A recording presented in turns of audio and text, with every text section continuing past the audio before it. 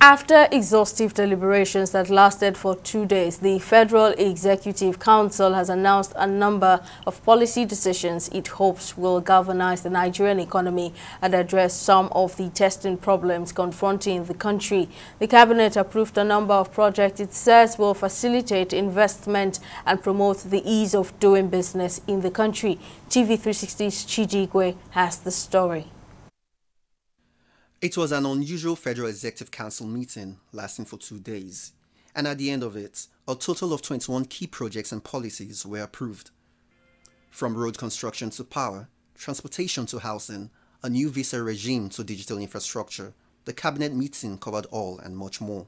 At the end of the year, all manners of VIPs would approach us for what they call complimentary e-tags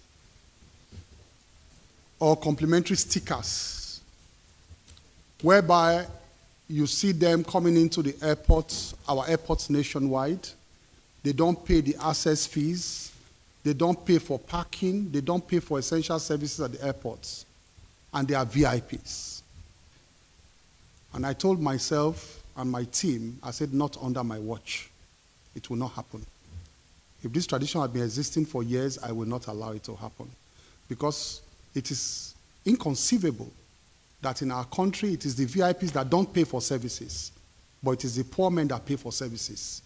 We need the backing of council to compel everybody. In fact, guess what? Our memo says, with the exception of the president and the vice president, the president overruled me. He said he and the vice president will pay.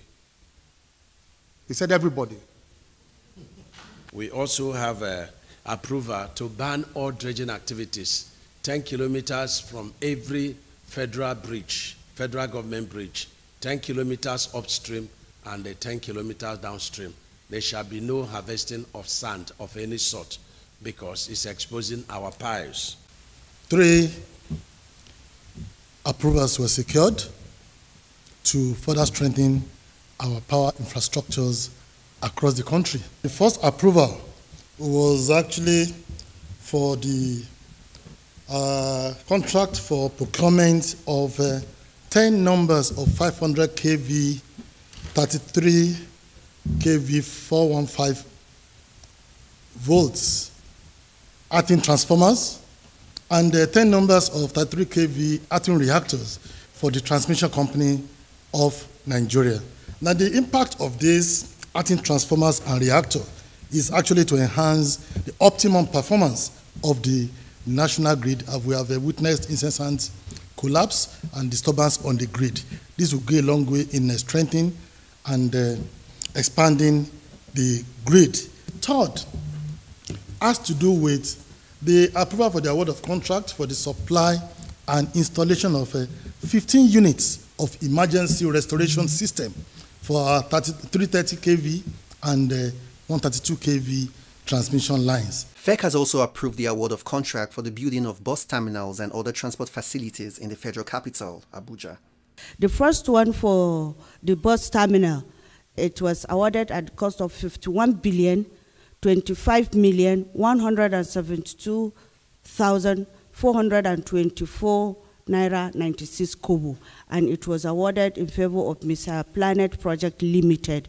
The request of the Ministry of Communications to convert the property at 324 Jackson Street, San Francisco, USA, into a Nigerian Digital Technology Exchange Program hub was also approved by the Council. This is where most of the investors in technology startups are based out of. Bear in mind that these investors, I think last year, invested $1.3 billion into technology startups in Nigeria. And our goal is that by setting up in the area, we can help to increase and improve the FDI to technology startups from the San Francisco Bay Area. Speaking further, the Minister of Communications and National Orientation announced the suspension of the controversial 0.5% cybersecurity levy imposed on Nigerians through the Central Bank of Nigeria, CBN. The cybersecurity levy has been put on hold. It is being reviewed by government. For now, it is on hold.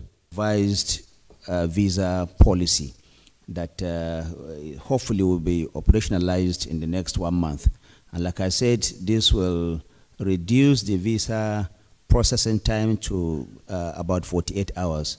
And it will also make it possible for other people to be captured under the visa on arrival policy. The council further approved the request by the Nigerian Customs to buy 200 CNG-powered Toyota Land Cruiser Buffalo V6 at a cost of 12.5 billion naira.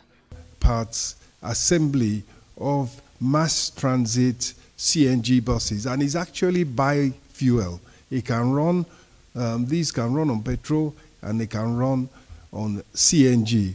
The issue is that CNG is almost between 25 and maybe 30% cheaper, and that's a veritable saving for all those that, and so that will be reflected, of course, in transport costs.